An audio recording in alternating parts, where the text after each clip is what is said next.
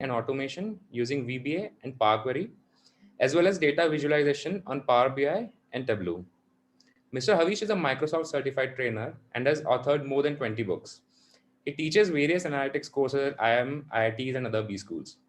He has conducted workshops at IIM Ahmedabad, IIM Lucknow, Exeter, FMS, and many more prestigious institutes. He has been named in 40 Under 40 Innovator by Analytics Insight in 2019 and was awarded Indian Achievers Award for Young Entrepreneur by Indian Achievers Forum in 2021. So thanks a lot for joining us today to help our students learn some essential skills which will help them get started in their careers as they step into the corporate world. Thank you. Over to you. Thank you so much for the introduction. I'll just share my screen with everyone. How much time do we have? 90 minutes? Yes. All right. Starting at 8:40, right? Great. So just a few ground rules before we start the session. What we're focusing on is on Excel and PowerPoint. In Excel, there are 5 things that constitute Excel. Some of these you would have heard of, some of these might be new to you. The first thing we have is formulas and functions, which we all work with, which includes everything from your basic sum and VLOOKUP to indirect, offset, XLOOKUP. Then we have VBA, which is Visual Basic for Applications. We have Power Query, and then we have Power Pivot.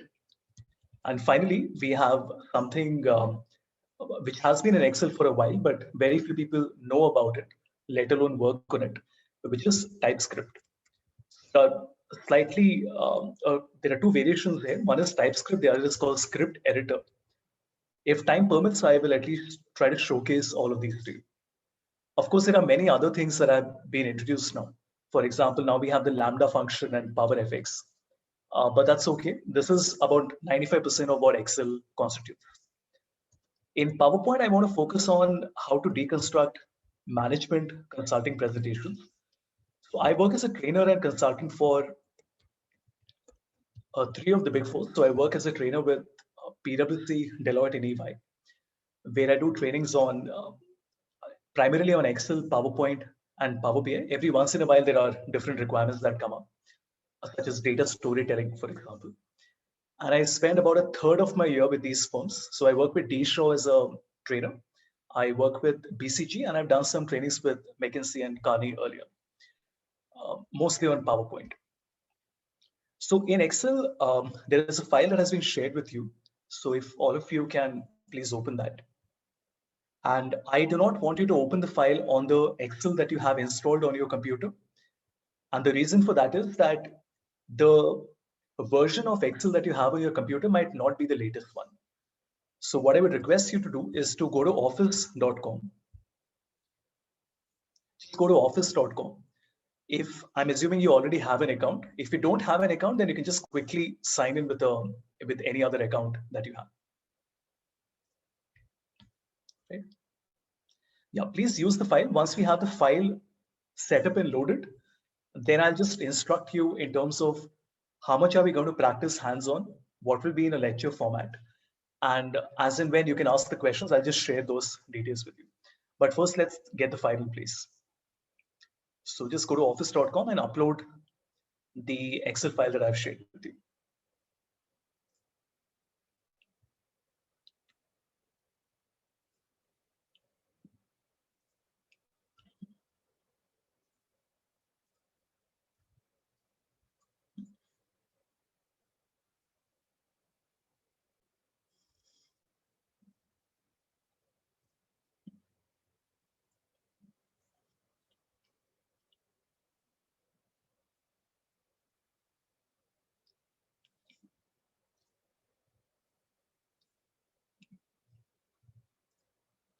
Just let me know if you have any difficulty. The file should look like this.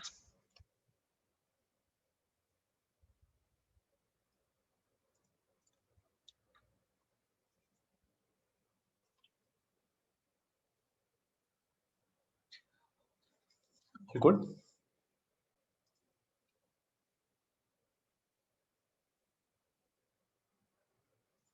All right. Keep in mind, please don't use the local Excel that you have, because there is a possibility these features might not be there. You have to work on Excel Online for this. So here's the question. I have two words written here, hello and world. Now, as per logic, would you say that this function is correct or incorrect? If I write sum of length and I say B2 and B3,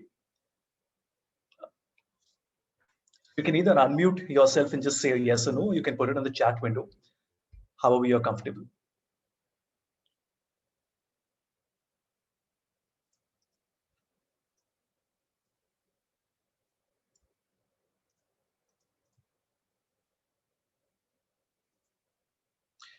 All right. Now, logically, it should not work. And in fact, if you had tried to do this as recently as 2019, and remember, Excel is 36 years old, this would not have worked. The logic here is that we are essentially nesting two functions, but this is not the way length is supposed to work. You're not supposed to find the length of an array of items. You can only find the length of a single cell value, right? The reason this is working is now because we have something in Excel called dynamic arrays. So you can just Google it. This is dynamic arrays Excel. This is a fundamental change in the way Excel works. If any of you have worked with Control Shift Enter earlier, dynamic arrays were announced in September 18, and they have slowly been rolled out across different versions of Excel. But it is only available for Excel Microsoft 365. And how it works is that it essentially allows you to run types of formulas that earlier would not have been possible. So remember, as of 2018, this formula would not have worked. It would have resulted in an error for all of you, right? Let's take another example. Let's say we have this one. I have a list of names here, and I want to find the length of each name. And I want to know that out of these 6 names that we have, how many of these have a length of exactly 6 characters? The logic here being, I will put in an equal to sign, and I can check the items in an array against a constant like this. And if you ask yourself, what do you think the answer would be? It is going to match F3 with H3, F4 with H3, and so on and so forth. So it will give me a corresponding list of true and false like this, right? So if you say, what is the length of F3 to F8 equal to H3, it basically gives you true, true, false, false, false, and true. It gives you binary results. Since you checked 6 items, it is giving you corresponding 6 values, right?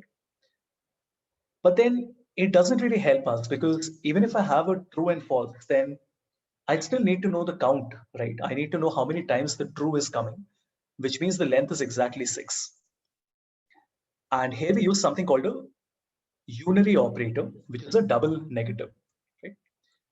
And the sole purpose of using the unary operator is that it allows you to convert true into 1 and false into 0, like this. Right? I'm just opening these links as well, so that after the workshop is over, I can share all these links with you, right? So this is called the unary operator. This is a very little known topic in Excel. Even advanced Excel users completely skip out on this learning that you can use something called a double negative, which does one simple thing. It converts results true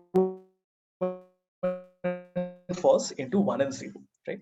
So now we have ones and zeros, and now we can finally say, let me find the sum of this entire array, and that tells me that out of these 6 names, 3 names have a length of exactly 6 characters. So if I change it, you can see the result changes. Right? Okay, now in terms of questions, I'm going to do a few examples with you. Certain things I will only be able to demonstrate because we have a limited amount of time. A few examples to get your hands dirty you can do with me. So you can ask questions whenever you want. Put it on the chat window. If I can answer it then and there, I will. Otherwise, I'll park it and I'll answer it maybe after a certain topic is over or at the end of the session, right? If I'm not able to answer it, at least I'll share a link with you and share the relevant reading material so that you can go back and read that. Right? Any questions on this, anybody? And remember, when you ask a question, you're not just helping yourself, others might benefit from it as well.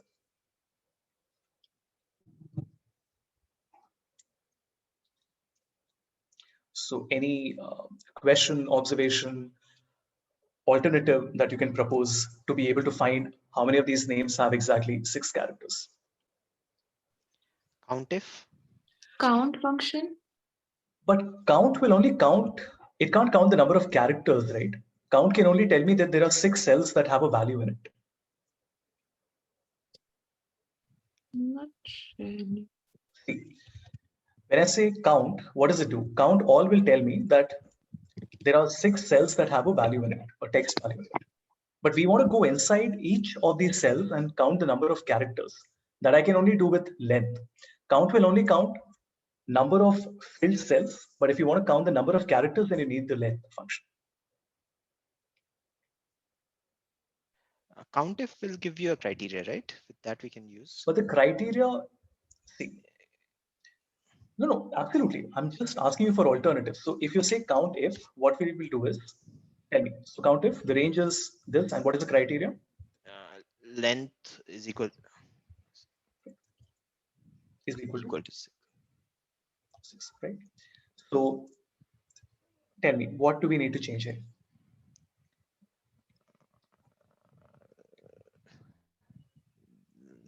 I have to think about it.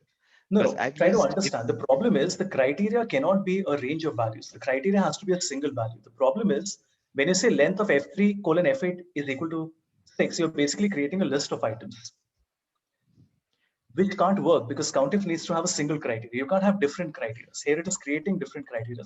So this won't work. Somebody else has suggested something which I'm just going to copy and paste. Okay, so you have said length. We don't have length here, we only have len. And you're saying F3 is equal to H3 into 1.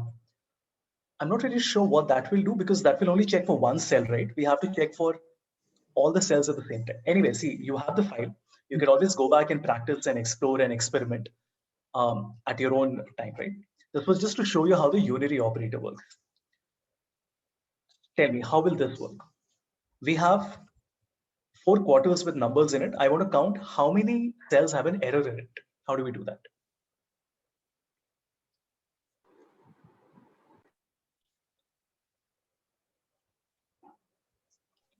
We can convert error into a number and then calculate the number. Exactly. So the logic here is, okay, COUNTIF will work, but it has to be combined with something else, right? So we first say if error, right? If there is an error in this grid of values, then what do I want to show? I want to show, let's say, a 1, right? Or maybe we can say, if there is an error, let me show a value of a, or let's say error, right? Now just try to work with me. We have a corresponding list. Chirag, absolutely. Unary converts true file into binary and nothing else. Absolutely. That's the sole purpose for using Unary. We are essentially taking all the errors and converting it into an error. And now most of you would think that, fine, Avish, so why don't we now just do a COUNTIF and say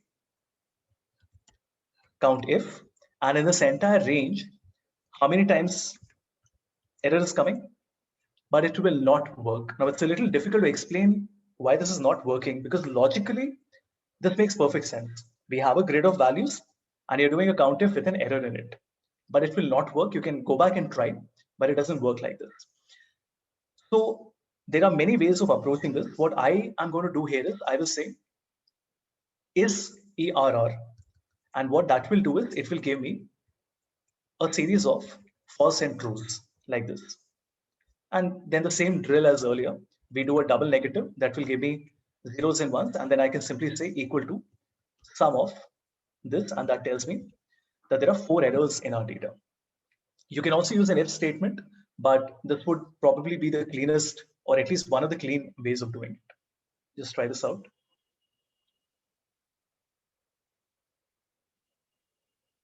See, in financial modeling especially, not just financial, any spreadsheet modeling, the unary operator can be a huge, huge advantage, especially when you combine it with the dynamic array capability, which is Excel's ability to spill into multiple cells.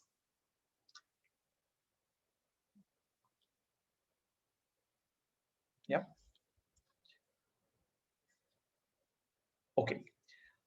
The next thing I want to show you is on the other sheet. And oh, hold on. If I may, just to give you one other example, in the data tab, you have a stocks data type. This is something new that has been added about a couple of years back. So if I say Tesla, I can simply click on stocks, and Excel has an API with Refinitiv. So you are essentially able to see a pane where it is asking you which index are you searching for. So let's say I'm searching for NASDAQ. I click on NASDAQ and it converts my Tesla into a stock data type. There's a question. Let me quickly answer that. What is the difference between is error and is error? Let me just quickly check.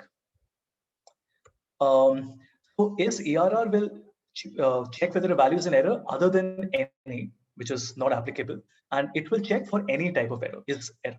Right? So there's a very subtle difference between them.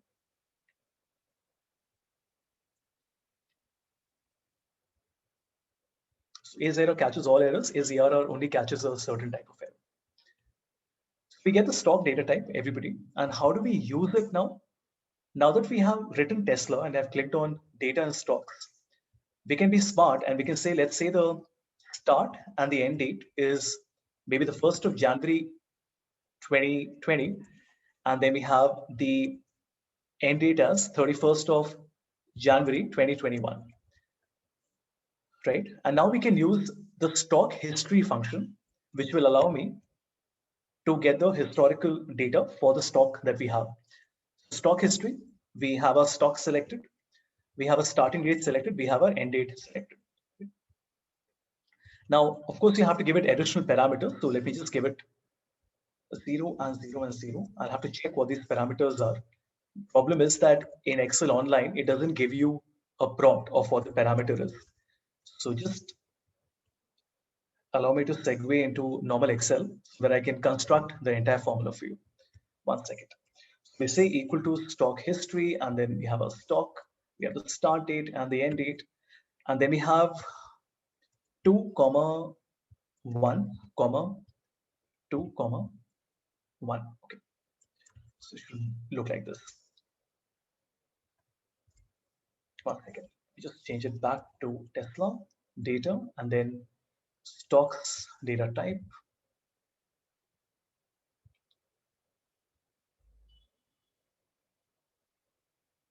And it did not pick up the Tesla that we wanted. So let me do that once again.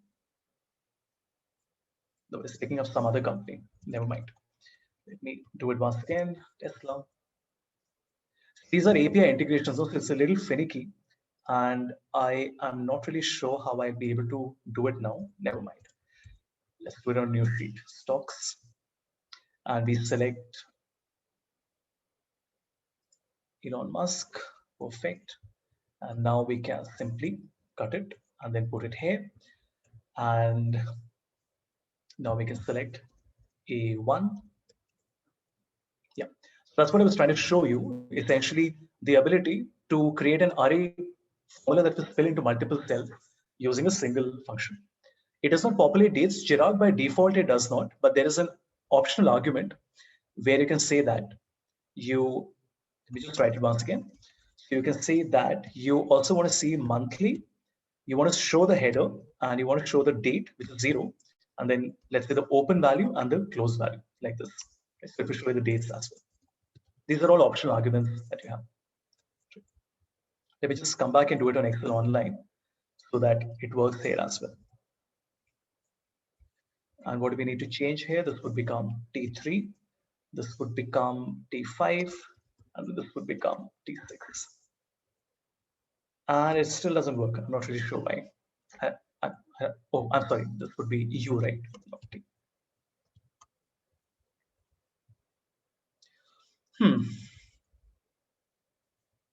I'm not sure why it's blocked. But anyway, I've shown it to you on Excel.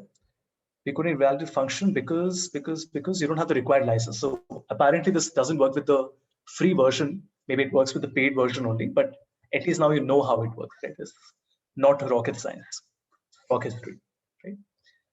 And it is expected in the next 12 to 18 months that Microsoft is going to enter into a partnership. It already has with Wolfram Alpha, which means that you will have several other data types available. Just to give you a quick glimpse, now you can do anything and everything. So right from typing the name of a movie and seeing the details natively inside Excel, and there are thousands of such data types available. So you can have food items and space and astronomy.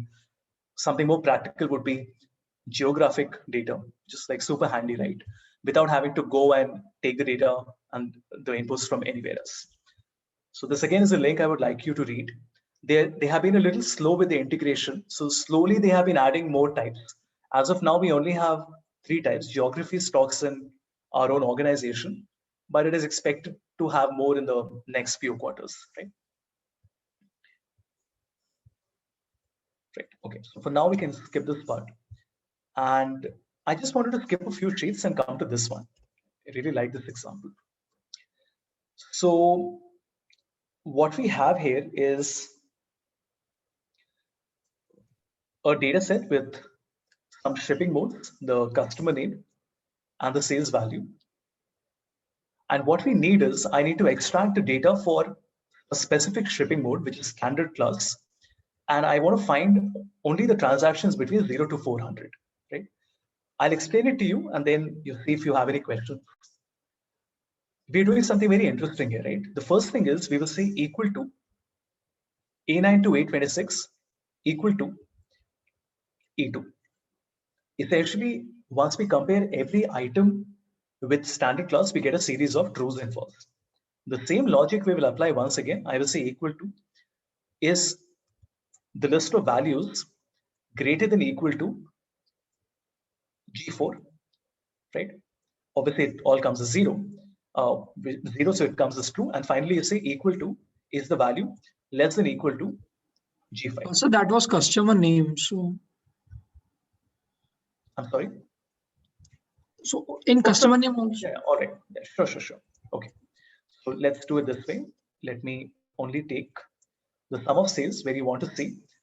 This is less than equal to 400. So you can just basically say here, one would be less than equal to 400 and the other would be, I'll do it right next to this.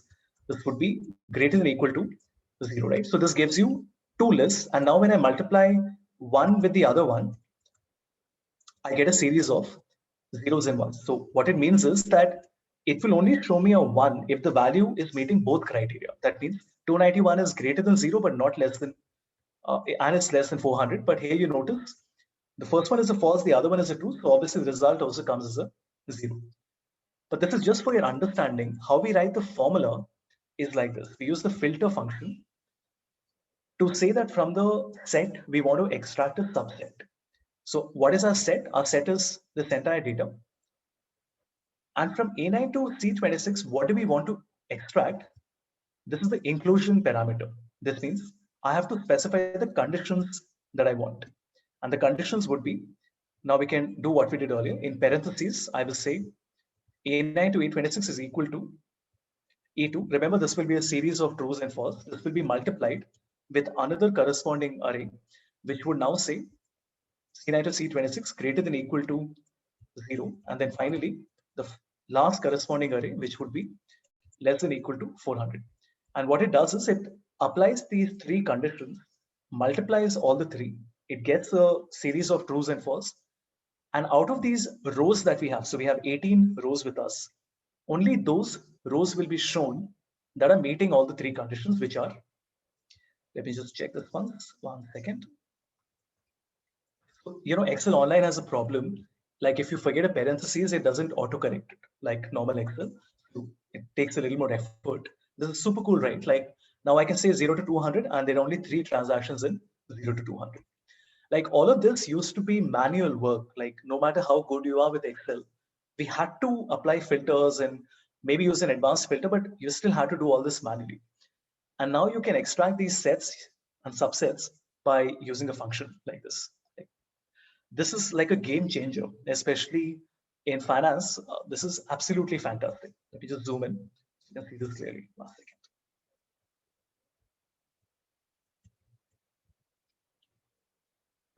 Any questions on this, anyone?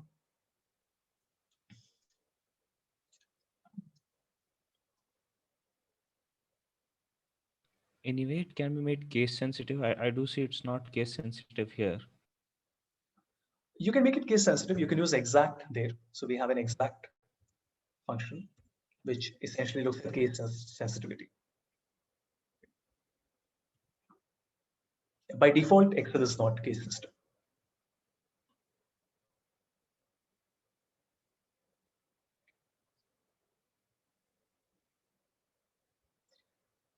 Right?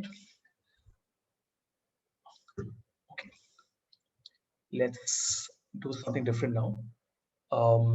Just come to sheet number 5. I've taken a data set here, and I'm hoping that all of you have the Analyze button here in the Home tab on the right side. This is a Microsoft Cognitive Services feature. It's an AI feature. How it works is that once you have a data set with you, you can simply select it. And as long as it is in a tabular format, you will be able to click on Analyze Data, and it encrypts your data, sends it to the cloud. Microsoft uses its own processing to analyze it. And what it ends up doing is to give you a natural language query. Let me explain by showing you how it works. So click on Analyze Data. And as you can see, it is analyzing it. And it's not using my system processing, right? So it is using Microsoft's. And you get this beautiful window where you can ask a question in natural language. For example, if I say, what is my total sales? It tells me total sales is 22,91,304.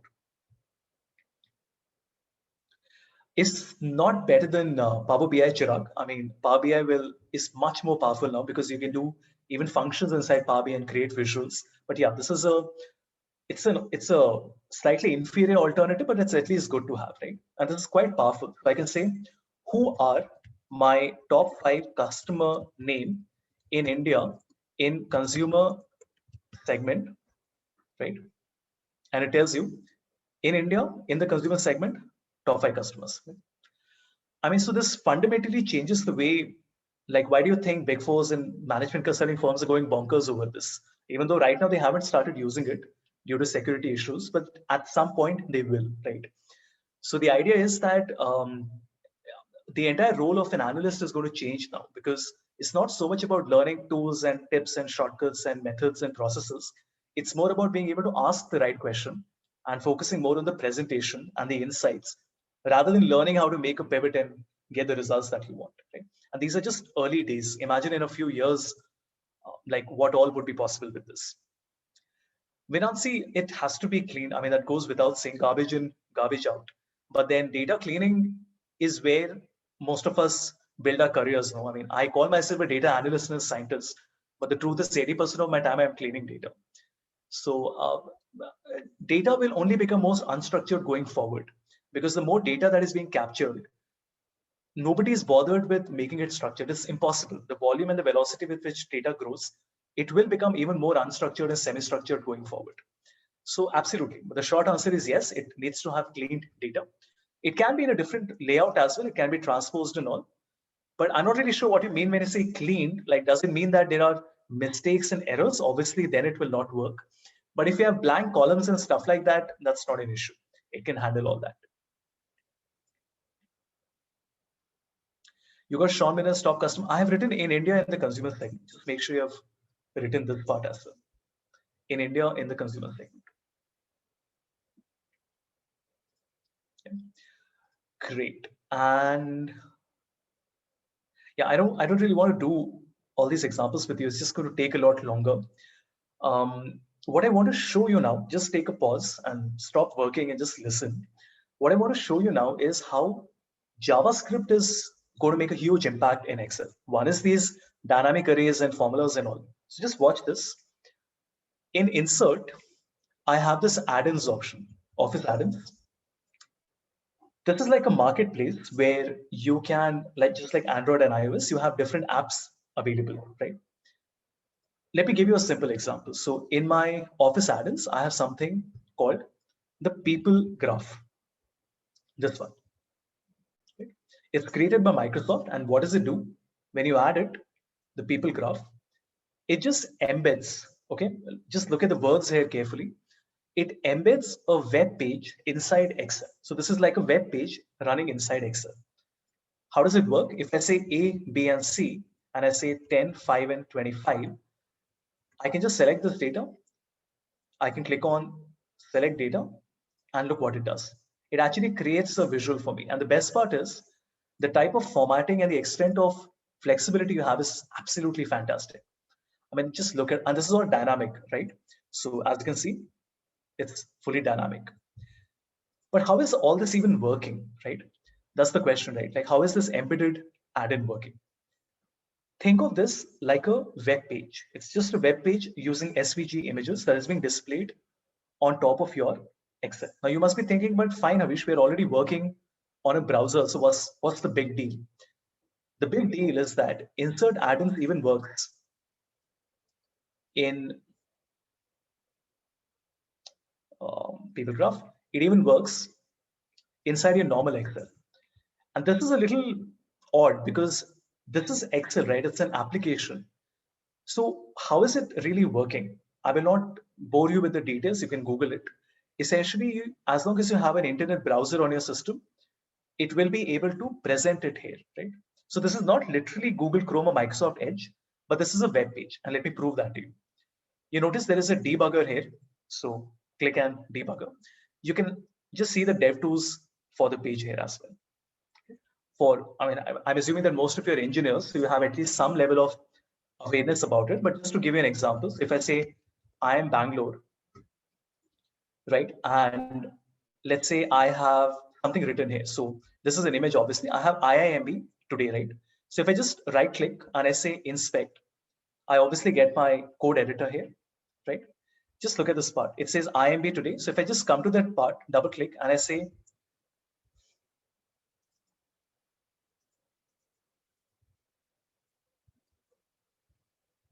you can essentially make the change on the page because the web page is nothing, right? It's just like you have the entire interface integrated development environment inside the BOM, which is the browser object model. So whatever you're seeing here, you can edit it directly from the window. Like you have the console window here. So if I just clear it up, you can essentially do your entire development work here. I'm explaining this mostly for the purpose of those who have not come from a coding background. So, it's not really a choice whether you're interested in coding or not. You have to learn it because everywhere around you, whether it's a browser or whether it's Excel, you are going to work with coding, right? And these give you immense possibilities. Like as an organization, we are now creating these add-ins just to show you. Like we have created an add-in called change case converter. How does it work? So if I write Havish and I write Shreyas and I write Sanjay from my team, usually to change it to an uppercase, what do? Equal to upper, right? Then you copy it down, then you do a paste special values, and then you delete it, correct? What I can do is I can just click on this. Very cool, right? So this is a task pane that I've created, which is allowing me using JavaScript or TypeScript to run the code. And this is an excellent starting point for me to explain how VBA works, Visual Basic. VBA is a different programming language. So what you see here on Havishram Consulting, we'll write some codes as well. Havishram Consulting, you notice I have uppercase and lowercase. So when I click on uppercase, it becomes uppercase. I say lowercase, it becomes lowercase. It's cute, right? But let me give you something really practical. Imagine you have some numbers written and you want to convert them into words. I've seen people at Big Fours do this manually. They'll spend hours literally writing 12,33,456 because Excel can't do this for you. What I've done is I've created my own function, which is called a user-defined function that can essentially convert it into words, right? Super cool. And the reason of showing all this to you is to tell you about the possibility of adding to Excel's internal functionalities by using two things. One is Visual Basic and the other is using JavaScript. Now, JavaScript obviously is outside the scope of a 90-minute session, but I would definitely like to show you how VBA works, especially if you're in finance, operations, or any task that requires working with modeling. VBA is a must for you, right? And everybody would second that and say the same thing. Okay. Any questions, anyone, before we do some VBA examples?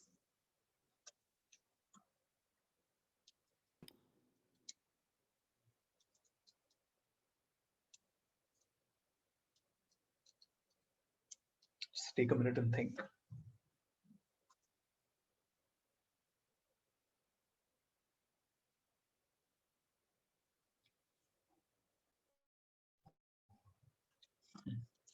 Right? Okay, so just to, again, I've shown you all this, but just let's get a sense of how we write these codes. I would request you to open an Excel file, not online, but just a normal Excel file, please. Right? Just open a blank Excel file.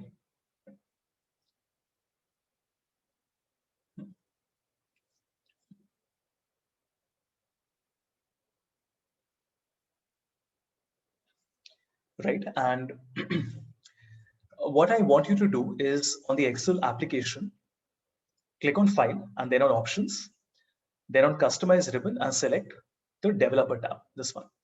I'll just highlight everything for you so that you can see this. Just turn on my annotation tool. So just click on File, Options, Customize Ribbon, and then enable the Developer tab. It's just a one-time thing. You just have to enable it one single time. File, Options, Customize Ribbon, Developer. The reason it is disabled by default is because it's the Developer tab. So Microsoft assumes that very few people will have the capability or the need. Maybe they have the need, but not the capability of working on it, right? But we need it. We're going to select it. And if you have done this, then you have a Developer tab here. Wonderful. That's step one. Step two, where do we get the codes from? Like, are we going to write it? Not really. We don't need to. Like any other programming language, you're only as good a coder as you are in your ability of searching on Google. As simple as that, right? So if you don't know how to search on Google, you can never be a good programmer. Of course, there are many other factors, but searching on Google is a very important skill. I am creating 5 sheets in front of you. 1, 2, 3, 4, 5. What is my objective? I want to create an index sheet in which there would be a list of all the sheets, 1, 2, 3, 4, 5, and there would be a hyperlink to each sheet. Now, if I end up doing it manually, it's going to take a lot of time, right? I have to write down all the names and right-click, hyperlink, right-click, hyperlink. We want to search for a ready-made code available that will do this for us. Very simple. We go online and we just search for a prefix, which is VBA code 2. So what we are searching for, start writing VBA code 2. Code to do what? To create a table of content. Right? VBA code to create a table of content. Right? There are thousands, okay, not tens, not dozens, not hundreds. There are thousands and maybe tens of thousands of codes freely available on the internet. Remember, Excel is the most used programming language in the world. Even though there are schools of thought that say that it's not a programming language, even though it is, and it's been there for 36 years, right? So 75 crore people, 750 million people around the world work on it, right? That's nothing to laugh at, which means that you can imagine the number of codes that people have created over the last 30 years. I have a link called the Spreadsheet Guru. I'll just open it. Automate building a table of content for my worksheet. And all we have to do is, it's a slightly large code, but don't worry. You just have to copy and paste it. Starting from sub, S-U-B, I just copy it, drag it down all the way till I get end sub, like this. What happened? My selection went away. Just a moment. So the Spreadsheet Guru from sub table of contents underscore create. If you're able to keep pace, do it. Otherwise, it's very simple. And I believe the session is being recorded, so you'll be able to watch it later. So I just copy the entire code, Control-C. But what do we do with it? Where do we paste it? Now that I have the developer tab, I can simply click on Visual Basic. And this everybody is the, one second. This everybody is the development environment of Excel. So you see there is an Excel file. And at the back end of every Excel file, there is a VBA window. It is always there. It's just that we never bother with it or we never open it, but it's always there. And this is where we want to create a container and we want to paste the code. The container is a insert module. And that's all. Just press Ctrl V. That's it. You're done. if I recap the process, all you have to do is enable the developer tab, go to Visual Basic, insert a module and paste the code. That's it. And how do you run it? In macros. Now you notice we have a macro called table of contents underscore create. And this is where the magic happens. One click, it creates a list of all the sheets along with the hyperlink. How cool is that? And the way it works is that even if you have like a really large number, imagine you have like 90 sheets with you, which happens all the time. Run, and it creates in one click a list of all the sheets along with a hyperlink, right? That's the potential of working with VBA. I mean, it can do like absolutely fantastic things. Like on my tab, I sell these to different companies. You can see how many different types of things I have created here. For example, I can just say, let's say, select the column, and I can say, let's say, I don't know, hide except current. Right? So it will hide all the other sheets except my current sheet without having to do anything else. If I say unhide all sheets, it will unhide all the sheets in one go. If I say, let's say like this, if I say hide everything except range, it hides everything else, which you can do manually, but it will take you a lot of time. And then I can say show all sheet and it shows me all the sheet. And like this, there are many, many other things that I've created here. These are generic things that I'm showing you. And then of course, there are customized solutions that we do for, other fintech companies and all. Yeah. So small pause here. Any questions, anyone?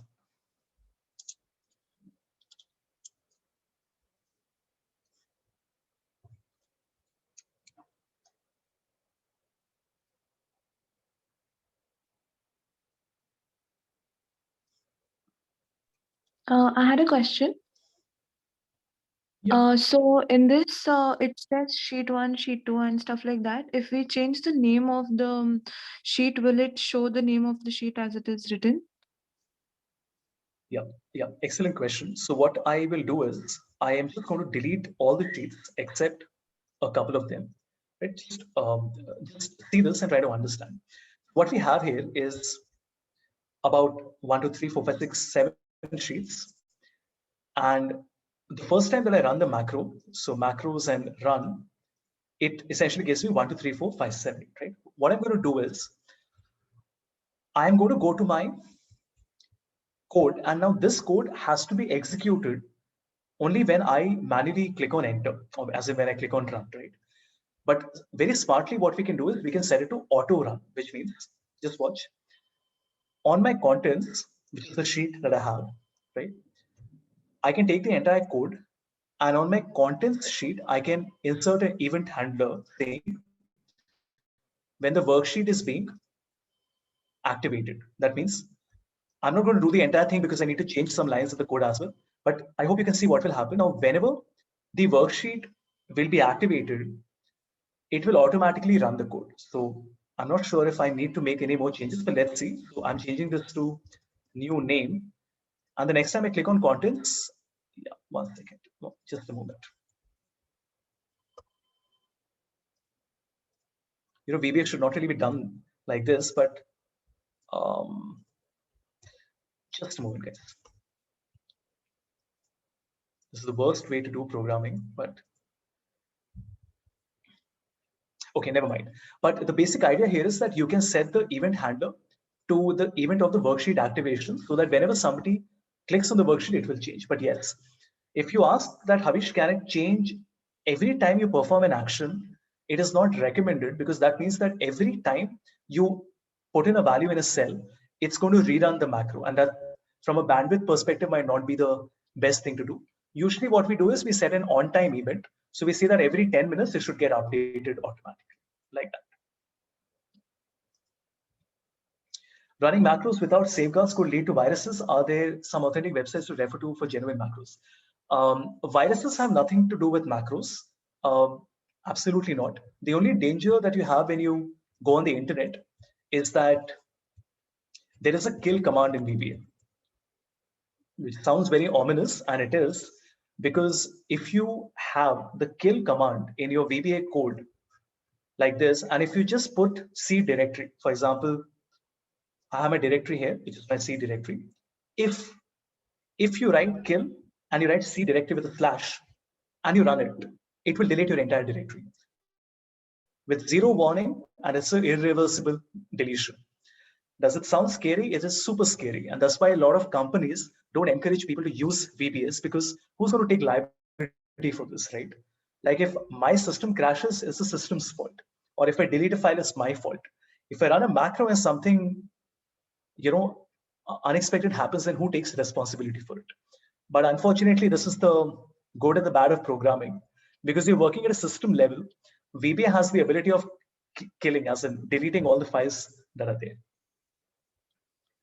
But if you want to go to safe websites, I'll just give you one example. You can go to Top Macros, and there is a website called Excel Off the Grid. I'll share this link with you as well. It has 100 macros. I think this is good enough for you to get started with. I mean, it's more than what you will be able to work on. 100 Excel VBA macros.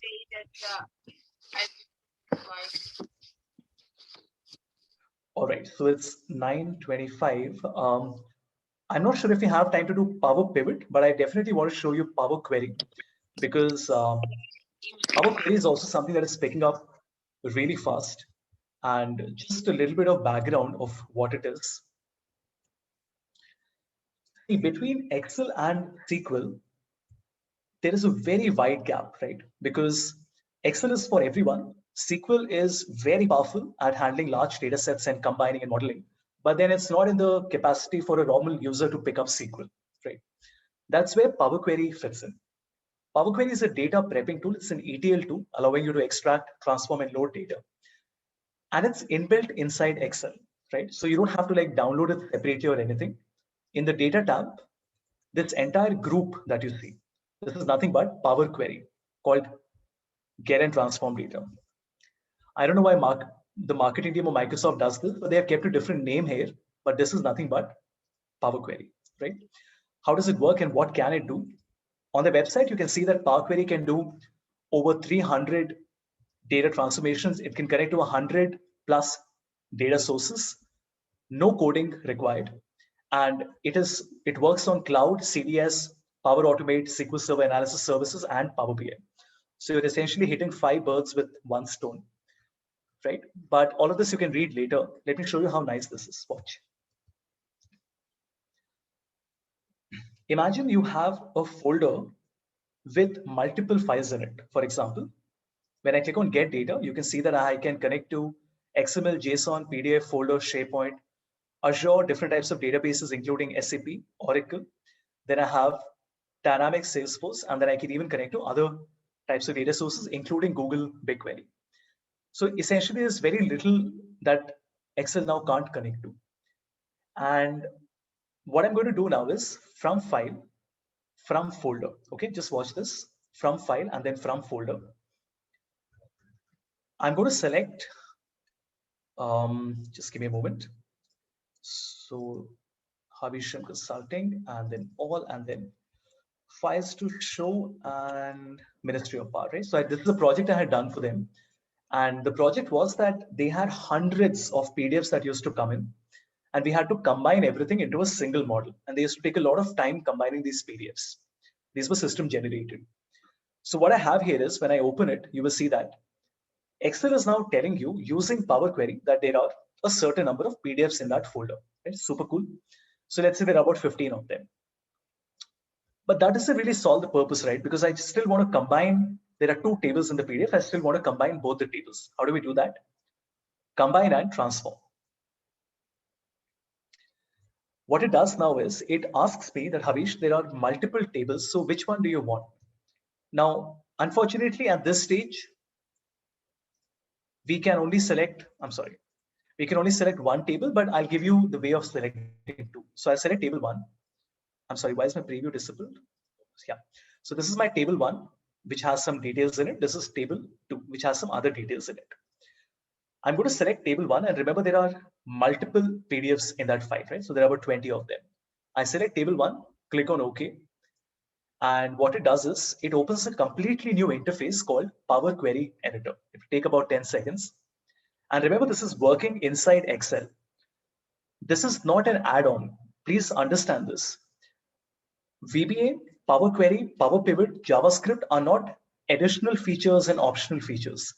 As much as VLOOKUP is a part of Excel, Power Query is also a part of Excel. So if you ever want to say that I'm an advanced Excel user, you can't ignore these things that I'm teaching you, right? So VBA, Power Query, Power Pivot, and JavaScript. Anyway, what are we doing here? We essentially have the data, and as you can see, it has automatically and magically combined table 1 from all the PDFs that were there in that folder. And the best part is, in the future, if some more PDFs get added, I just have to click on refresh. That's it.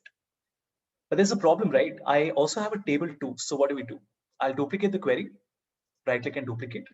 And if I go through the steps, you can see that. Do you see this? There are different steps that I'm using here, like this. If I go to the first step, it says that this is the folder.files. Then it says table.select rows, and then it says invoke custom function, which is table.add column and rename columns, and then it says removed other columns, and then it says expanded table columns, right? And then we have changed data type. So the idea here is that in advanced editor, you can see the complete code that has been written here like this, right? This is based on an F language. It has very little to do with Excel. It has more than 800 functions and methods in it. It's very, very powerful from a data cleaning perspective, right? And yeah, I mean, basically that's how it works.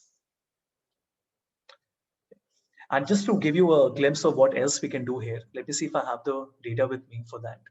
Just a moment. It's a very bad data, but let me try to clean it. 1 second. So format and clean. Okay, this is better. And okay, let's say you have the posting date and you want to find the end of the quarter. In Excel, you have to write a function to find the end of quarter. There is no inbuilt function. Here, you can just go to date, quarter, and select end of quarter. Basically, what I'm trying to tell you is that there are many functions available here. So if you notice, there are, it's like a, I'm sorry, custom column. So there are like a super large list of functions available, many, many, many more than what you will get on Excel. And it has very little similarity to Excel. Like here it is called text.length. It is not even called len. The function itself is completely different.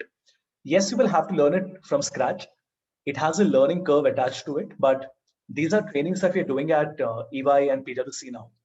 And I've been teaching them for about 3-4 years. And for a long time, they resisted, right? They used to say, no, we don't want to get into new things. And we have a way of working. And even if it's broken, we want to continue with it. But now they realize that this has immense potential, right? Of saving man hours, which is all they care about, and with higher accuracy. And this is an automation because all the steps are being saved by the system natively inside the Excel file, right? So that was a quick example. Any questions? Anyone?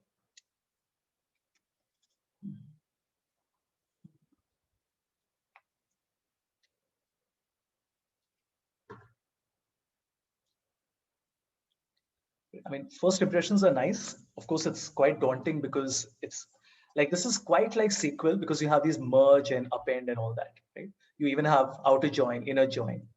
Those of you who come from this background would understand it. And it's wonderful, right? Because you don't have these things on Excel natively, but now you do, because by using Power Query, earlier Excel could not handle 8-9 lakh rows. It would crash. And anything over 10 lakh, it can't handle because there is a hard limit. 1048576 number of rows. But if you use Power Query, I personally have handled 1 GB of data inside Excel, right? And it works like that in a snap, because Power Query works on a completely different engine. So Power Query and Power Pivot use something called, again, I'll share the link with you. They use something called the X. It's quite a mouthful. It's called the X velocity in memory tabular engine. This is a proprietary algorithm that Microsoft has, which has been around in SQL Server since a very long time. And essentially, it's a way of compressing data. So like a highly compressing data, right? If you are really interested, you can read his blog. There's a guy called Jeffrey Wong, if I'm not mistaken. 1 second.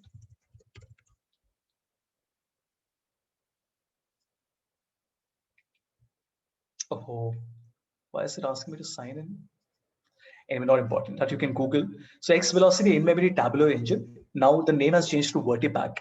This is essentially the model that both Power BI, SQL Server, Analysis Services, and Excel uses to be able to sort of store data. There are lots of factors in it, how it indexes data and how it reduces the file size. But I mean, if you're interested in like hardcore data analytics, then at least some level of knowledge would be required, right, on this. Not an expert, but at least a base high-level overview would be required. Yeah. Yeah, I want to cover PowerPoint for the balance time. If you have any questions on Excel, you can ask. We might not have time after this.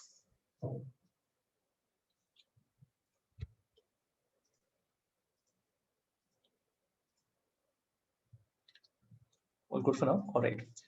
Can you all open a PowerPoint, please? Just normal PowerPoint. Now, some of these things that I'm showing you might not work because I'm not sure if you are on Microsoft 365 or not. Remember, the institute given Office 365, assuming you have one, is not the same. That's the cheap institute license, which does not have all the latest features. So the business account, student account will not have this. You need to have a bona fide Microsoft 365. Please pony up the money and pay $4,200 per year to get Microsoft 365. Okay? So even if you have to shell from your own pocket, Microsoft 365 costs you $4,200 per year, right? And you get a 1 TB storage on OneDrive as well. This is the only version that will have all the latest features. In fact, Office 2021 has been slated to be announced. I mean, it has been announced. It will be released in some time. And some new features will be coming on 2021, but even so, it will not be at par. Microsoft 365 is the cloud version, which is the only version that is sort of going to be top of the line, right? So just keep this in mind. Don't pay money for anything else, which is a perpetual license. You need a subscription model, which is M365. This is the only one that you need, which will have all the features in it, right? That's the one that I have. Of course, I have the one for business, but yeah, you can take the one for home as well. I'll just share this link as well, in case you have trouble finding it later. All right, I again don't know if you have this or not, but I just want to give you some ideas. Let's start with an example that will confidently work on all your computers. Please do it with me. Just open a blank PowerPoint. And what you want to do here is insert, first remove everything, right? Any text box, footnote, whatever is there, please remove everything. And insert a text box, a new text box, right? Like this. Let's make it like really large, not edge to edge, but like really large. And just write whatever you want to write. I'm going to write I am Bangalore. Just increase the size and also change the font to something a little more block, which is, let's say, Arial Black. Arial Black should be okay.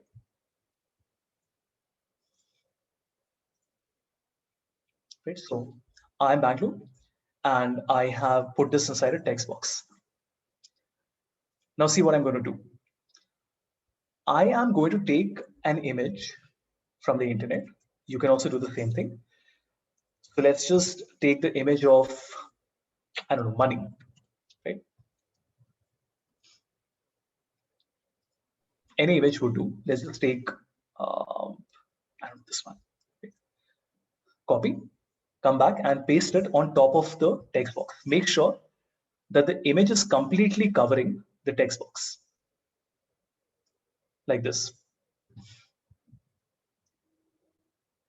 You don't need to be very precise, like some rough assessment should be okay, but make sure the text box is completely covered by the image. This part is very important. You can't have a part that is spilling outside, right? Once that is done, click outside. Now you have two objects. You have a text box and you have a image on top. Press Ctrl A, select both of them. And on picture format, or I'm sorry, on shape format, you have an option called merge. And in merge, you have the third option called fragment. shape format, merge shapes, and fragment. What it does is, watch this, very cool. You can remove the original image and now you get this. How else will you create something like this? It's just not possible, right? And these are all individual shapes, by the way. This is not text anymore. This has all become individual shapes.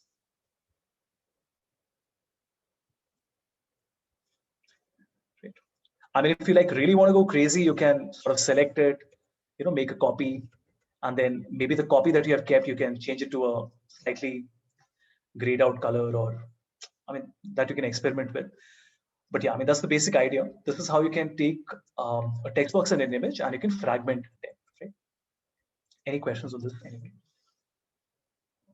Similarly, you can keep a shape as well on top of the text box and it will fragment the same thing. Right? Now, this would work on everybody's system. The second, this part probably might not work on all your computers. You'll have to check. I want to show you how you can create your own images, and not images, but icons. The website that I like is called flaticon.com, FLATICON.com. It has more than 42 lakh icons available, and these are vector icons. That's the important part. Not JPEGs and PNGs, but vectors. Let's search for, I don't know, business school. Let's just pick one, which is free. So perhaps we want to take, I don't know, this one, right? Click on the image. Make sure not to download it as a PNG, but as a SVG, which is a scalable vector graphic used for icons on the internet, right? And even for designing, scalable vector graphic. Download it, free download. And this part is really cool.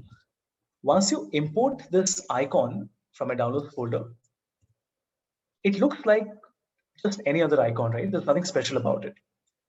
But here is what is special about it. Because it's scalable vector graphic, these are different layers that have been created.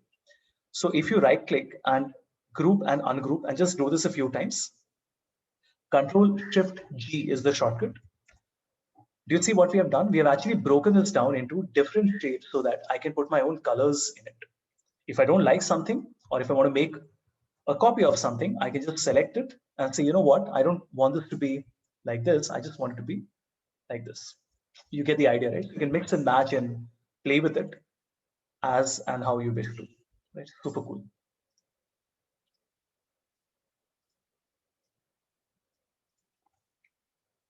I'm not sure if it's working for you or not, because I think this doesn't work in 2016. It only works in M365 and maybe Office 2019. Not 100% sure. You'll have to check. And this doesn't work on Excel Online. So you have PowerPoint Online. You need to have M365 with you for this, right? But you get the idea. You know what it does, right? What else? Yeah. Also, if you click on shape format and edit shape, you can edit points. This one. This allows you to customize the shape even further. For example, maybe here, I want to make it like this for some reason. Right? I'm just giving an example. And as you can see, I have full control over how to create this shape. Even though I don't recommend doing all this on PowerPoint, there is a free open source tool like Adobe Illustrator called Inkscape. And it's, like I said, it's open source. It's completely free of cost. And Inkscape is what I use for my designing. So on Inkscape, you can basically open the SVG. And this is like a full-fledged option.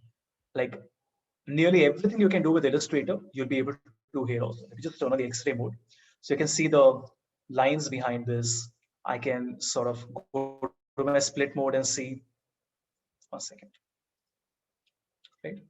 So I can see how my images look just as the lines, as the skeleton, and how my color looks. So it's a beautiful tool and extremely easy to work with. Of course, it has a very steep learning curve, but I mean, if you have the commitment and if you have the need, then this is the tool that you need to work on. It's called Inkscape, Inkscape. Right? There are two tools like this. One is called Inkscape, which is a Adobe Illustrator alternative, and the other is called GIMP, which is a Adobe Photoshop alternative, right? So this is for pixel, which is raster images. Right? So you have SVG. Right? So remember, images are of two types. One is rasters, which is what we typically work with, which is pixel-based JPEG, PNG, GIFs, and SVGs are scalable vector graphics. So these are complex mathematical sort of formulas at the back end, which is creating the image. Just to give you an example, any SVG image that you have, if you open it in a text editor, you will see that. I'm opening it with Notepad++. This is how it works. So this is a W3, right? So this is my sort of the code that is working at the back end, right? And this is completely customizable. So you notice these are my hex codes, which are the colors that we have. So the path, and of course for this, some mathematics would, these are very complicated to work with, by the way, right? But it's fantastic because you have complete customizability over how it works.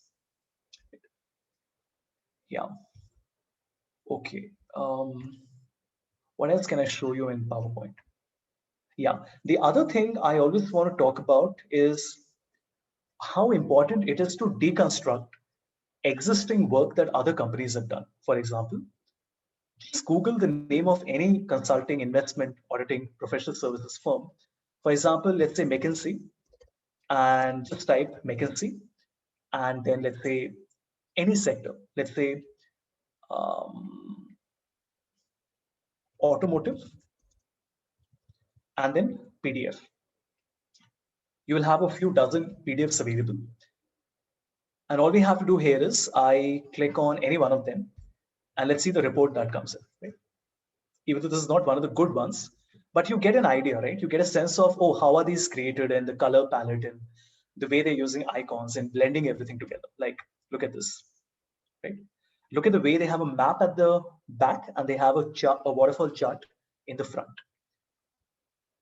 And now I'm going to give you like the biggest cheat ever, which is going to save you so much time. Any PDF that you have, download it, put it on your desktop. I'm just going to call this IIMB. Open a website called smallpdf.com, right? Smallpdf.com.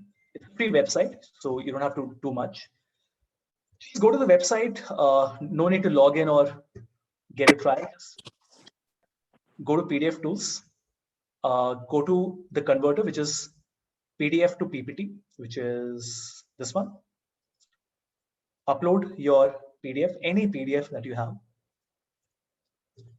This will take some bit of time. This is a very small PDF, so this will be very quick, but expect it to take about a minute or so if the PDF is like really large. And once you have done that,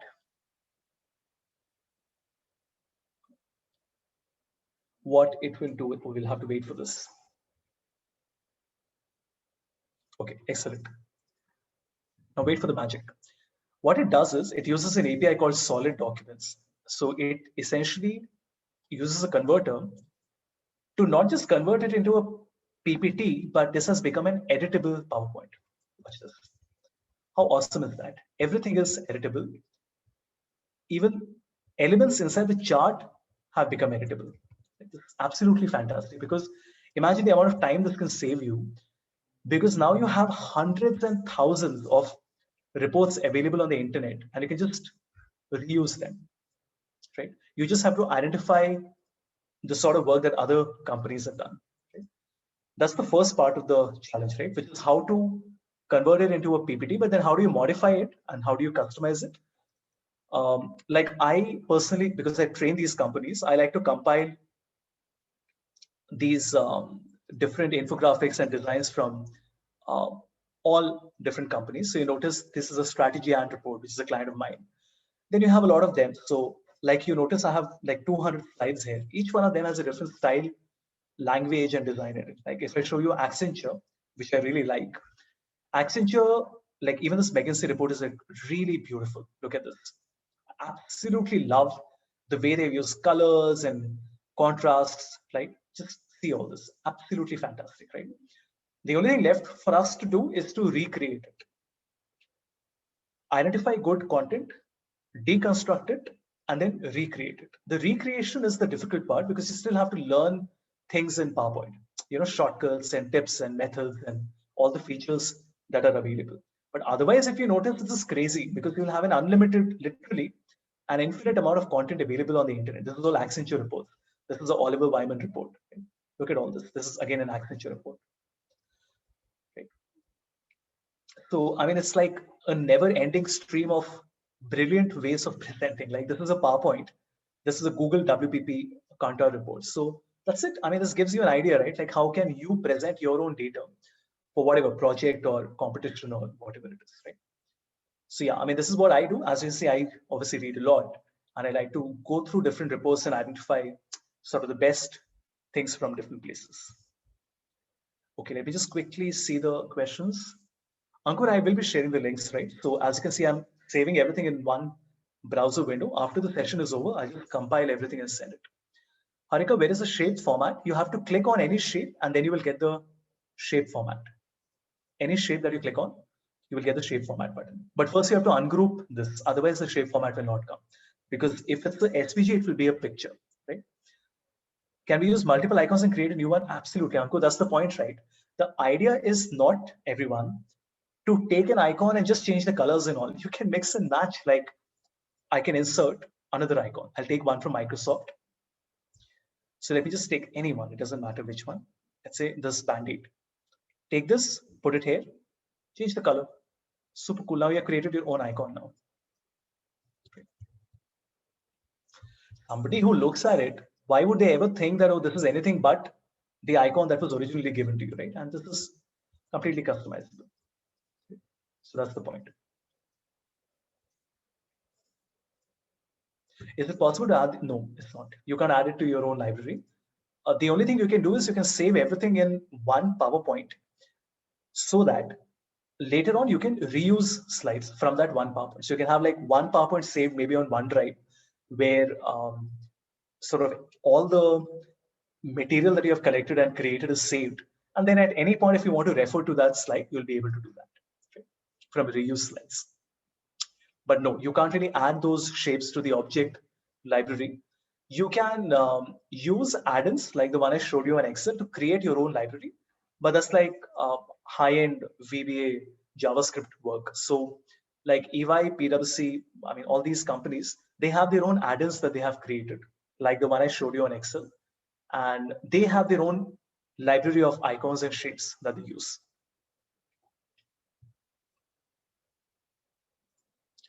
Right? Yeah, so we have a little bit of time. If there's anything specific, I'll be happy to answer. Otherwise, I mean, there's a lot more to show you, but not really sure where to stop. I'll also share the YouTube link. I have 467 videos on YouTube, which is an assortment of different things. So these are everything from 30-second, 60-second tips to 2-hour, 3-hour long lectures. I'm hopeful and confident that you'll find something that you like.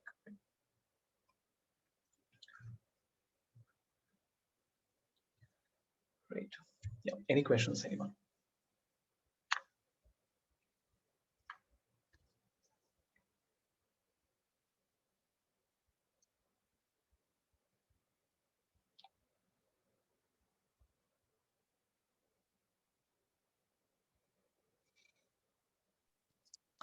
Can you show the shape format thing again with the picture inscribed on the shape?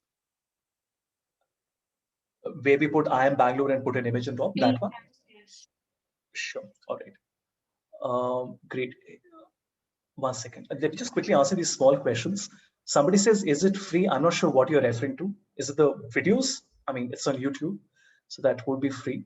Power Pivot, sure. I will give you a 5-minute example so that we can round up everything on Excel. And can I go over combined Power Query part? Anmol, I would request if you could just go through the YouTube channel. I have some excellent videos, very short and very long videos explaining Power Query in a lot of detail. Right? So since this part is important, I want to cover it again. So the idea is you insert a text box. I'm just writing IIM in it. Increase the size. Let me change the font into, I'm sorry, Arial black. Let me not put an image on top. Let me put a shape on top. So shapes on top. First click outside, press Ctrl A. Shape format, merge shapes, and then fragment. That's it.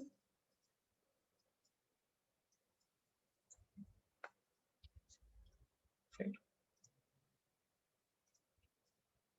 Let me know if you have any further questions on this. In the meantime, I will quickly show you. You were asking about Power Pivot, no? So yeah, I'll give you an example of that. Power Pivot, everybody, is a data modeling tool which allows you to create relational databases. This is a cute example that we have, but very practical. We are selling, as you can see, we are selling different ice creams. There are different flavors. There are 5 types of units. There is morning, evening, and night shift, evening, morning, and night shift, and this is the transaction. The problem is that I have flavors which are of 3 types. There are regular flavors, there are seasonal flavors, and there are special flavors. Special being the expensive one, regular being cheap, and seasonal being seasonal, right?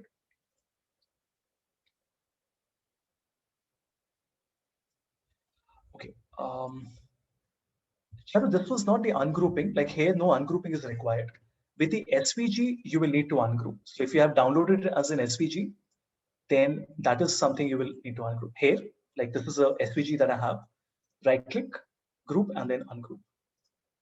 Just see if, don't do this on Excel online, PowerPoint online. I don't think this works on online. You can pick it up with me offline as well, right? If you have any difficulty. So everybody, we have flavors. This is the transactional POS data from the point of sale. We have different flavors here, and we have the manager. So each shift is being handled by a different manager, Havish, Suman, and Daniel. Now, the first thing is, if I ask you, can you show me a summary? You will say, okay, fine, but we have, different data sets. So we have to first do a VLOOKUP or an index match. Absolutely none of that. What you do is, we first enable something called Power Pivot. And just like the developer tab, this is disabled by default for reasons only known to Microsoft. But you have to go to File, Options, then you go to Add-ins, then you go to COM add-ins, COM, and then you click on Go, and you can find Power Pivot here, right? It's the COM add-in, which is a component object model, right? Like I said, for reasons unknown to us and only known to Microsoft, some very advanced features they give, some features they hide behind a wall. Nobody knows why. And that's how it is, right? Once you enable it, let's see what we do. Please watch. Insert pivot. Everybody knows how to make a pivot table, right? But this time when I'm going to make a pivot, I'm going to select this additional option called add this data to the data model. Now, this option has always been there. It's just that we have never observed it. That has been around for 10 years. It's just that we have never noticed it. Click on it and press OK. And now what will happen is that you notice all the 3 tables have been combined into a single pivot table like this. Very cool, right? So from transactions, I can select unit. From managers, I can select manager. And from availability, I can select the availability. But the problem is that there is no link, right, between the 3 tables. We know that they are part of a bigger picture because everything is connected to each other. But how do we explain this connectivity to Excel? To do this, we need Power Pivot. So Power Pivot, I click on Manage.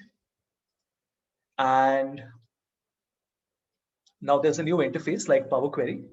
I click on the diagram view. And here we can create a connection. So we'll say that flavor is connected to flavors, just drag and drop. And then time of day is connected to time, like this. That's it. You're done. Once the diagram is created, I'm sure all of you must have seen it earlier at some point, relational databases. That's it. Close it, and it works beautifully. So the 3 data sets still remain independent. They could have been theoretically on different Excels as well. It's not that they have to be on one Excel. So look at this statement. You can create a model which has different inputs coming, different fields coming from different tables in different Excel workbooks, and they're all lying independently. Something is on OneDrive, something is on the SQL server, something is on a local file, something is coming from the internet, and I can combine everything cohesively into a single model. And when I click on refresh, everything is refreshed at the same time. So in Power Pivot, you notice that I can connect to not just Excel, but even SQL Server, which is like one of the most important sources that you'll be connecting to. And of course, you have other sources as well, right? So we have Oracle databases and Access, obviously, uses the same logic that we use on Power Pivot. Right? See, these are all independent areas. Like, even though I've covered and touched upon different things, you have to think of learning Power Pivot like a 1-month exercise. Learning Power Query is a 1-month exercise. So these are all their own things. It's not just a small part of Excel. These are like entire languages. So like, I'm not getting into details, but in this you use something called DAX, which is a data analysis expression, which is a completely different language that we use in Power Pivot data modeling. I'll at least share the link with you so that you can, and this is what we use in Power BI as well, which means that you should be able to just share the link. So this is called DAX Excel. Data analysis expressions. These are custom calculations for, it works on everything. It works on Excel. It also works on Power BI. And there is an unofficial website called dax.guide, which essentially tells you how DAX works. Right? And remember, DAX works not just on Excel, it works on Excel, Power BI, SQL Server Analysis Services, Visual Studio, and Microsoft Azure. So you're essentially learning something which will help you with different platforms, right? Like this. So Power BI, Excel's, SSAS, Azure, and Visual Studio. Yeah. Anything else?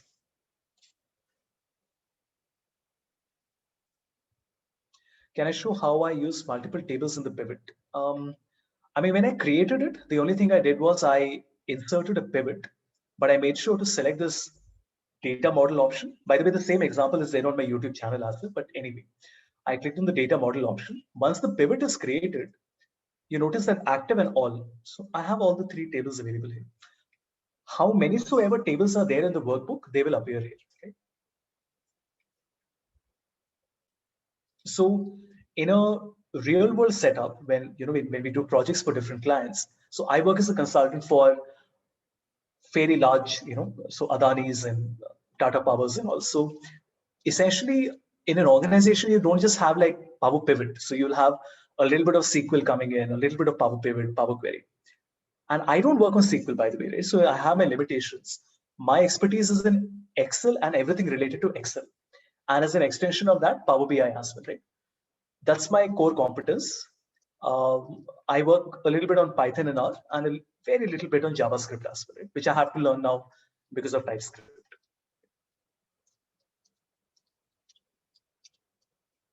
Yeah.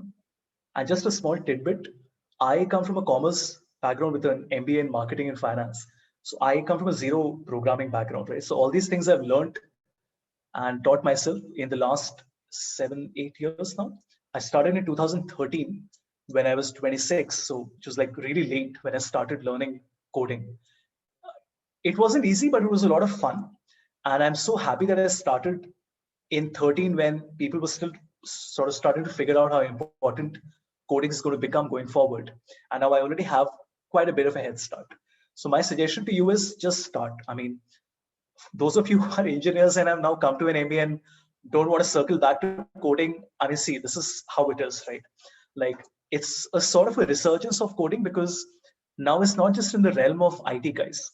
Now, even as an Excel user, you have to know how, DAX works and how, for example, script editor works and how TypeScript works. I mean, it's like I said, I mean, this is not my choice or my liking that I'm sharing with you. There is a guy called Bill Jelen who's considered Mr. X. He's called Mr. X. He's the #1 Excel guy in the world. He has been consulting Excel, Microsoft since day one. Look at his video. He said that TypeScript debuted in Excel in February 2020, just about a year back. And he said that's the Excel VBA killer. And you know what he wrote in his description of the video? Watch this. Look at this. I really want you all to read it. He said, for 16 years, people ask me if Excel VBA will be around forever. And I used to say, don't worry. They cannot kill it until there is a viable replacement. And finally today, TypeScript has been launched. And he's saying, listen, as we deal with the stages of grief, as I try to figure out if I can figure out TypeScript. I mean, Bill Jelen is like the god of Excel, right? And that's the beauty of Excel, right? Because you have to now learn these new things and you have to constantly be up to date. And like just a couple of weeks back, Lambda was introduced in Excel. I don't know if somebody is aware of it. So the Lambda function is like the most powerful function, which is Turing complete. It allows you to create your own algorithms, right? I also don't have it. It has not yet come to me. But this is going to like be a huge game changer. The way Lambda is going to make Excel work, right? So I'm saving all these links. You can sort of go back and have a look. And the last thing is PowerFX. This came 2 weeks back on 2nd of March 2021. This is how Microsoft is trying to make Excel users learn programming. So they have created something called PowerFX, which you use in Power Automate. And this is using the same Excel library for, anyway, you can read it. Yes, it's a little bit of coding and development, but it's not like really difficult. So definitely have a look at this. Yeah, I don't think I've left out anything. No, I think that covers about everything. Hi, Havish, I had a question for you.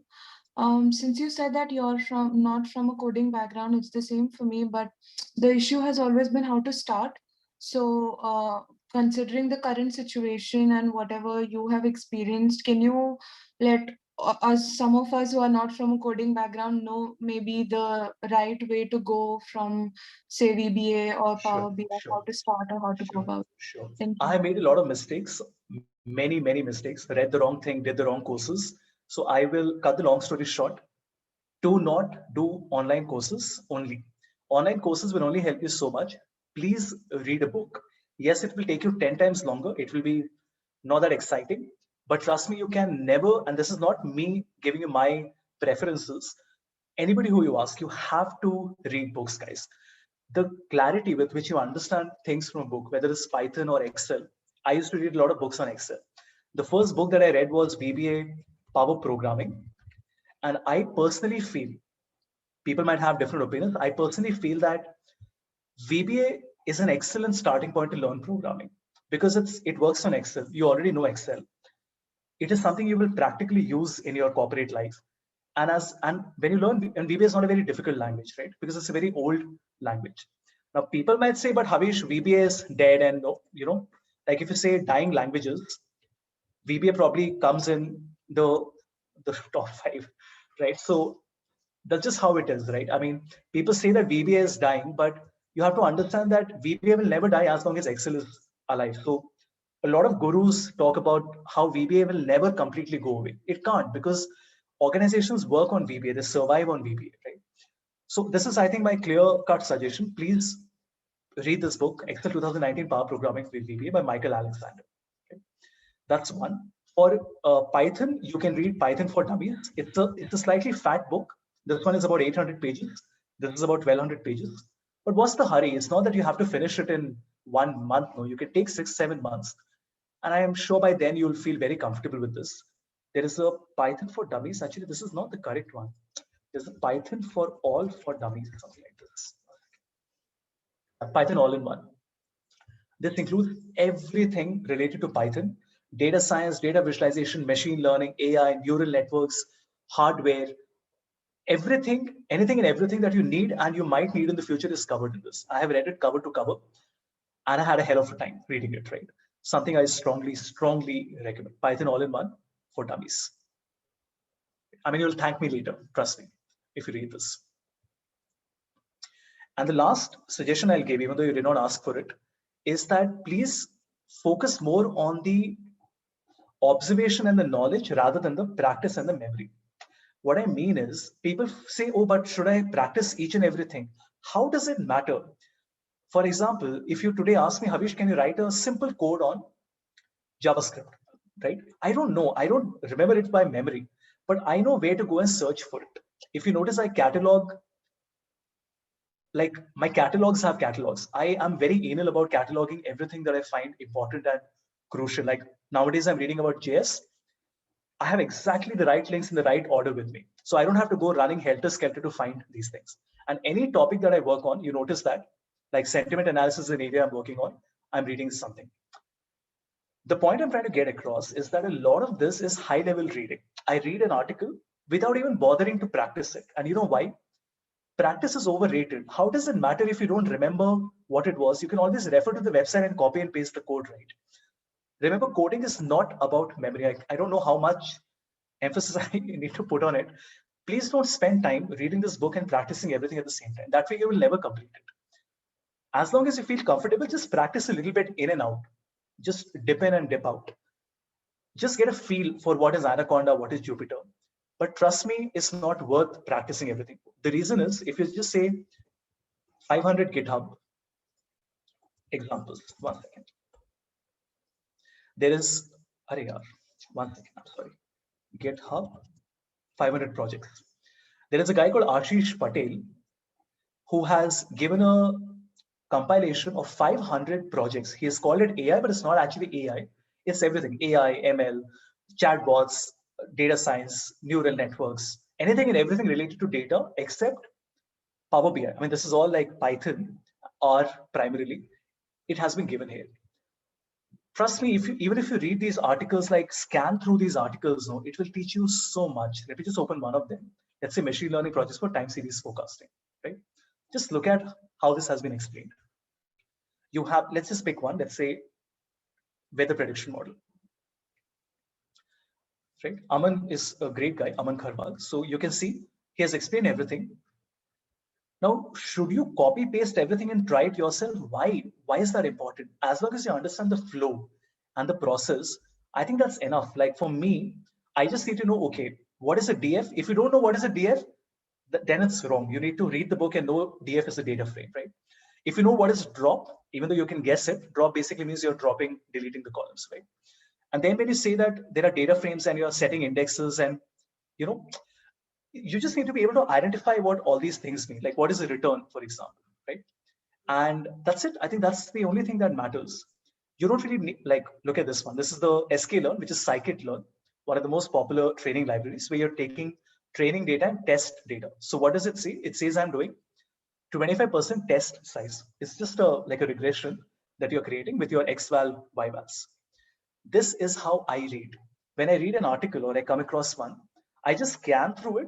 I just get a sense of what all has happened because my foundations are in place. I know that I can always come back to this article, and then if I need to modify it or extend it forward, I'll be able to do that.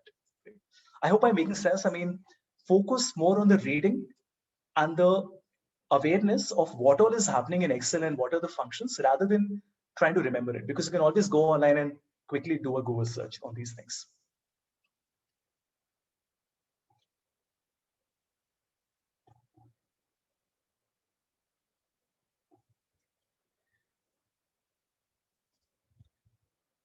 Yeah, anything else, anyone?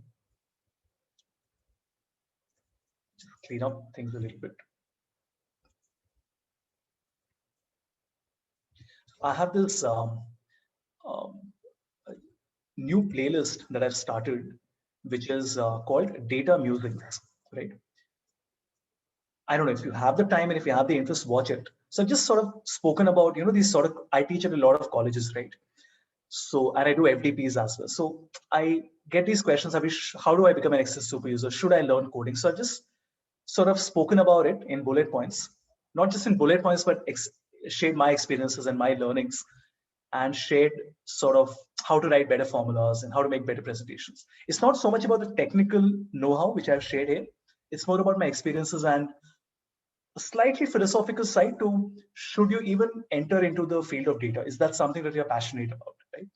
So maybe you could just skip through it and skim through it and see if it helps you get some better clarity about, you know, where you want to be.